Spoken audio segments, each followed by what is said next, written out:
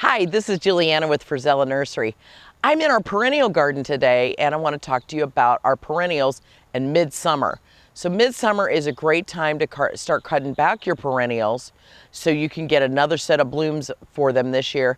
We're going to make them get bigger and give you better blooms. So right now we're in the garden phlox and they're ready to be pruned back, and I know the flowers look gorgeous and you're just going to kill me for doing this, but you need to do it. You want to make your shrubs, your perennials nice and full, and you could do this with shrubs as well.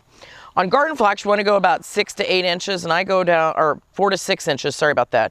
And I take my pruners and I go like that. Now, I might save this flower and just put it in a little vase and just enjoy it for a little bit longer.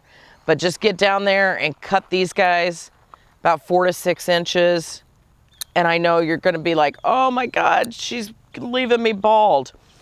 But as you can see, we cut these phlox back and they're already starting to flush out, and you can see all the new blooms. And that's what we're doing. That's what we're trying to get. Otherwise, they start getting tall and spindly like this guy. And he looks really stressed because of the sun and all the heat and everything. So I am going to cut him back, but I'm going to go back a little farther on him. And he's going to start getting really, really big. So if you listen to the podcast lately, our Frisellas all around the yard, Laura and Anthony talked about this week on the podcast. When you are cutting back, make sure that you're using a weekly fertilizer, something liquid like Captain Jack's or a Spoma, and you will find that these guys will get big and bushy and get really full and look super, super healthy. Remember, garden phlox is a pollinator, so your bees need them. And here's my little guy right here.